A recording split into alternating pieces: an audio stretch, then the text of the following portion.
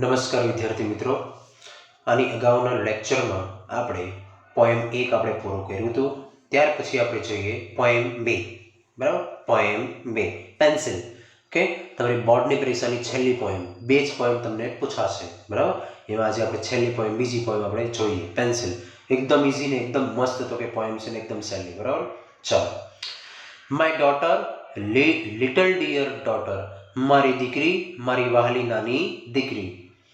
My daughter, my little dear daughter, મારી દીકરી, મારી વહાલી નાની દીકરી.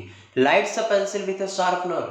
શાર્પનર વડે એટલે કે શાર્પનર એટલે શું થાય? સંચો. બરાબર, સંચા વડે એ શું કરે છે? પેન્સિલને પ્રગટાવે છે. લાઇટ્સ અ પેન્સિલ, લાઇટ એટલે પ્રગટાવો કે પછી છોલવું. બરાબર, એ સંચા વડે તો કે શું કરે છે? પેન્સિલને પ્રગટાવે છે. Next, the sky of the white paper begins to be filled with the light. બરાબર, ચાલો. એક શાર્પનર વડે શ્વેત કાગળનું આકાશ પ્રકાશથી પ્રજ્વલિત થાય છે.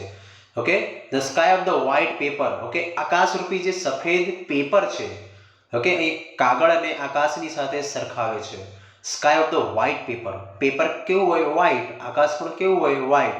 એટલા માટે બરાબર આ વ્હાઈટ પેપરને ઓકે આકાશની સાથે તો કે સરખાવે છે. begins to be filled with the light. બરાબર, અને આ પેજમાં આ પેન્સિલ વડે એ શું કરે છે? એ તો કે પ્રગટાવે છે. એમાં તો કે લખે છે, લખાણ તો કે લખે છે. બરાબર, પ્રકાશથી તો કે પ્રજ્વલિત કરે છે. Next, the blackbird flying away with the tree. Okay, આ બધું હવેથી યાદ રાખજો. ઓકે, તમારા સવાલ જવાબમાં તો કે તમને તો કે પૂછાશે. બરાબર, the blackbird flying away with the tree. Okay, એક કાળું પક્ષી બરાબર એક વૃક્ષ સાથે ઉડી ગયું. હવે આ બધી વસ્તુ જે પોએમ છે, પોએમ હંમેશા તો કે કેવી હોય? કાલ્પનિક હોય. બરાબર, તો આમાં તમારે બધું સાચું માનવાની જરૂર નથી. પોએમ હંમેશા કેવી હોય? કાલ્પનિક હોય. એ સાચું હોય નહીં. બરાબર, હવે જો black bird flying away with the tree, એક કાળું પક્ષી બરાબર એ શું તો કે વૃક્ષની સાથે ઉડી ગયું. હવે આ કોઈ દિવસ તો કે પોસિબલ થાય? એક પક્ષી તો કે વૃક્ષને લઈને ઉડી જાય. બરાબર, એવું કોઈ દિવસ તો કે પોસિબલ થાય નહીં. બટ તમારે એ યાદ રાખવાનું છે, પોએમ હંમેશા કેવી? કાલ્પનિક હોય, વાસ્તવિક ના હોય. કેવી હોય? હંમેશા કાલ્પનિક. બરાબર, the black bird flying away with the tree, એક કાળું પક્ષી વૃક્ષને લઈને તો કે ઉડી ગયું. Glasses on the eyes of the peacock, મોરે એની આંખો. ઓકે, મોરે શું તો કે ચશ્મા પહેરેલા છે. એની આંખો પર એને શું તો કે ચશ્મા પહેરેલા છે. મોર કોઈ દિવસ ચશ્મા પહેરે નહીં. બરાબર, તો આ વસ્તુ તમારે બધી યાદ રાખવાની છે. The fire ચેરિટ.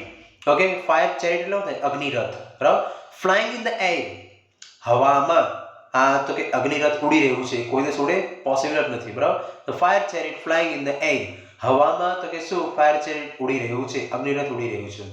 The lion having a conversation with the cow.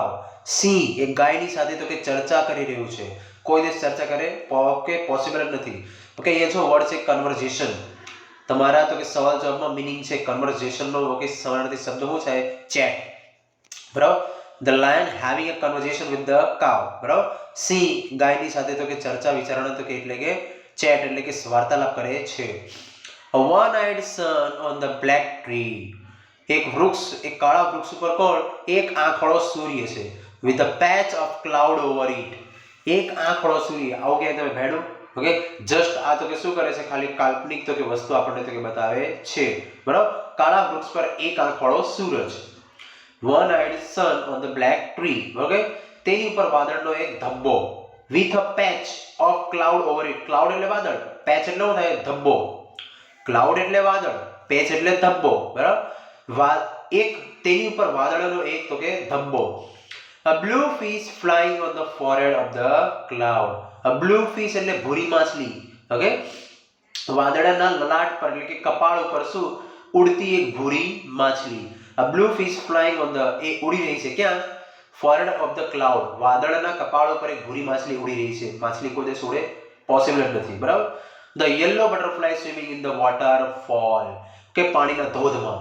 Waterfall એટલે પાણીનું ધોધ.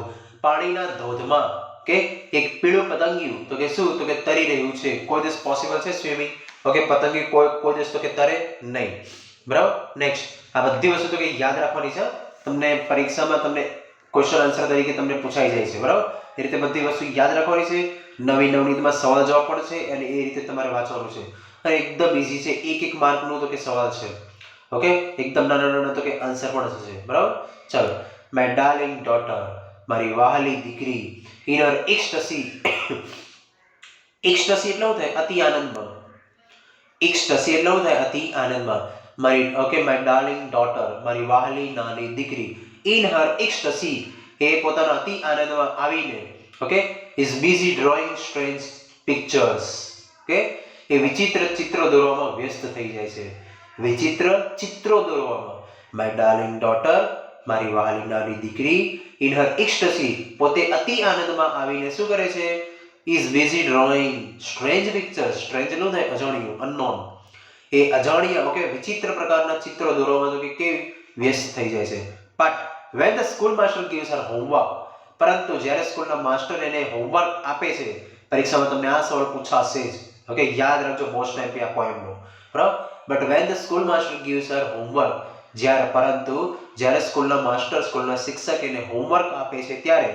my darling doll મારી વહાલી નાની દીકરી મારી નાની ઢીંગલી બરાબર શું ઓકે મારી વહાલી નાની ઢીંગલી મારી દીકરી ગુસ્સામાં આવીને એ શું કરે છે પેન્સિલની અણીને તોડી નાખે છે my darling doll breaks the tip of the pencil tip એટલે અણી પેન્સિલ એટલે પેન્સિલ બરાબર પેન્સિલ ઇન એંગર એટલે ગુસ્સામાં આવીને એ શું કરે છે મારી વહાલી નાની ઢીંગલી એ શું કરે છે પેન્સિલની અણીને તોડી નાખે છે and the candle of the pencil તમને બીજી વસ્તુ અહીંયા એ જાણવા મળી કે પેન્સિલની સરખામણી કોની સાથે કરેલી છે કેન્ડલની સાથે પેન્સિલની સરખામણી કોની સાથે કરેલી છે કેન્ડલની સાથે ધુમાડાની સરખામણી કેન્ડલમાંથી શું આવે ધુમાડો પેન્સિલમાં શું હોય અણી બરાબર ધુમાડાની તો કે સરખામણી કોની સાથે ટીપ એટલે કે અણી સાથે કરેલી છે આટલી વસ્તુ તમારે યાદ રાખવાની બરાબર ચલો and the candle of the pencil is extinguished અને પેન્સિલની જે મીણબત્તી છે એ શું એક્સટિંગ્યુશ એટલે થાય ઓલવાઈ જવું ઓકે એક્સટિંગ્યુશ એટલે ઓકે મીન્સ શું થાય ઓલવાઈ જવું અને પેન્સિલની જે અણી છે બરાબર સોરી પેન્સિલની જે મીણબત્તી છે and the candle of the pencil પેન્સિલની જે મીણબત્તી છે એ શું થઈ જાય છે ઓલવાઈ જાય છે only the smoke remains માત્ર ધુમાડો રહી જાય છે on the sky of the white paper okay on the sky of the white paper સફેદ કાગળ રૂપી પ્રકાશ ઉપર ઓકે આકાશ ઉપર ઓકે શ્વેત કાગળના આકાશમાં સફેદ કાગળના આકાશરૂપી સફેદ કાગળ જે છે on the sky of the white paper okay આકાશરૂપી સફેદ કાગળ જે છે એમાં શું માત્ર ને માત્ર ધુમાડો રહી જાય છે બરાબર આ હતી આપણી તો કે બીજી પોએમ બરાબર તો જો આપણે પહેલી અને બીજી બે પોએમ આપણે તો કે પૂરી કરી બરાબર તો આ બંને પોએમ તો કે તમારે ધ્યાનમાં રાખવાનું છે બરાબર તમને પરીક્ષામાં તો કે પૂછાઈ શકે છે બરાબર આ બંને પોએમ ના એના સોલ્વ ખાસ તમારે તો કે યાદ રાખવાનું છે સોલ્વ ખાસ તમારે તો કે મોટે કરવાનું છે અને કરવું જ પડશે બરાબર ચાલો 5 માર્ક્સમાં તો કે પોઈન્ટનો ગુણભાર હોય છે પછી તમને ક્વેશ્ચન એમસીક્યુમાં કઈ રીતે તમને પૂછાય બરાબર એ રીતે નેક્સ્ટ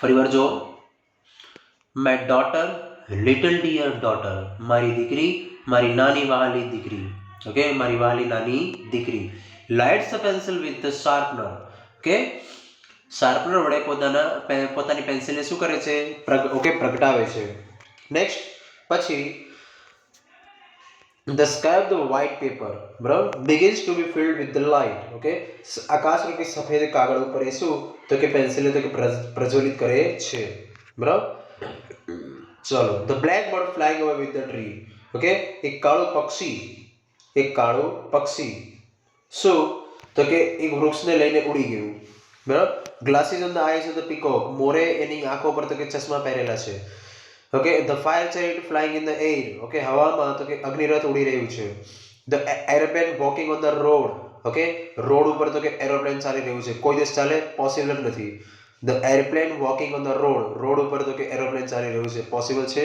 નહીં the lion having a conversation with the cow સિંહ ગાયની સાથે તો કે વાર્તાલાપ સંવાદ કરે છે with a patch of the okay a one eyed sun on the black tree okay એક આંખવાળો કાળા વૃક્ષ પર એક આંખવાળો સૂર્ય with a patch of cloud over it એના ઓકે તો કે એ તેના વાદળનો ઓકે વાદળરૂપી એમાં શું તો કે એક ધબ્બો જોવા મળે છે વાદળોમાં એક શું તો કે ધબ્બો જોવા મળે છે વાદળોની ઉપર next a blue fish flying on the forehead of the cloud બરાબર વાદળોના કપાળની ઉપર શું એક ભૂરી માછલી ઉડી રહી છે. The yellow butterfly swimming in the waterfall, પાણીના ધોધમાં એક પીળું પતંગિયું તરી રહ્યું છે. My darling daughter in her ecstasy, મારી વહાલી નાની દીકરી પોતે અતિ આનંદમાં આવીને is busy drawing strange pictures, કે વિચિત્ર ચિત્રો દોરવામાં વ્યસ્ત થઈ જાય છે. બટ પરંતુ when the school master gives her homework, પરંતુ જ્યારે સ્કૂલના માસ્ટર સ્કૂલના શિક્ષક એને હોમવર્ક આપે છે ત્યારે my darling doll breaks the tip of the pencil in anger, ત્યારે મારી વાલી નાની ઢીંગલી દીકરી ગુસ્સામાં આવીને પેન્સિલની અણીને તોડી નાખે છે. બરાબર, અહીંયા એનો મતલબ અહીંયાથી શું ખબર પડે કે એને હોમવર્ક કરવું એને ગમતું નથી. બરાબર, and the candle of the pencil, અને આ પેન્સિલની જે મીણબત્તી છે તે ઇઝ એક્સટિંગ્યુશ્ડ, એ શું થઈ જાય છે? ઓલવાઈ જાય છે, બુઝાઈ જાય છે. ઓનલી ધ સ્મોક રિમેન્સ, માત્ર ધુમાડો રહી જાય છે. On the sky of the white paper, આકાશરૂપી સફેદ કાગળ ઉપર, આકાશરૂપી સફેદ કાગળ ઉપર માત્ર ને માત્ર શું? ધુમાડો તો કે રહી જાય છે. ચલો હવે તમારે પોઈન્ટ 2 માં તમારે શું કરવાનું છે? તમારી નોટમાં એકવાર સ્પેલિંગ લખીને, સ્પેલિંગ પણ મોઢે લખવાનું, સ્પેલિંગ લખીને પછી આ જે છે બરાબર પોએમ, ઓકે, એનું ભાષાંતર ઇંગ્લિશ અને ગુજરાતી બંને લખવાનું છે. આ તો લખાઈ જાય પછી નવી નવનીત પ્રમાણે જેમ તમને પહેલી પોએમમાં મેં તમને કીધું હતું તે પ્રમાણે, બરાબર. આમાં તો કે બીજી પોએમમાં પણ તો કે સવાલ જવાબ હશે, બરાબર. એ સવાલ જવાબ પણ એકવાર સવાલ 2 વાર જવાબ તમારે લખીને મોઢે કરવાનું છે.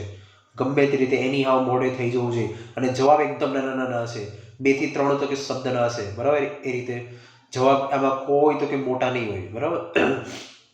2 વાર, એકવાર સવાલ 2 વાર જવાબ તો કે લખીને મોઢે કરવાનું છે, બરાબર. ચાલો, અને પોઈન્ટ તમારે 2 થી 3 વાર તમારે ફરી વાર તો કે સમજવાનું છે અને વાંચવાનું છે, બરાબર. રીતે ગ્લોસરીમાં કયા કયા વર્ડ છે એ જો. ગ્લાસીસ એટલે શું થાય? સ્પેક્ટલ્સ, ચશ્મા. પેચ એટલે શું થાય? ધબ્બો. A piece of cloth used as a, okay, decoration or to mend to or over cover a hole, બરાબર. થીંગડું મતલબમાં. એક્સટિંગ્વિશ એટલે શું થાય?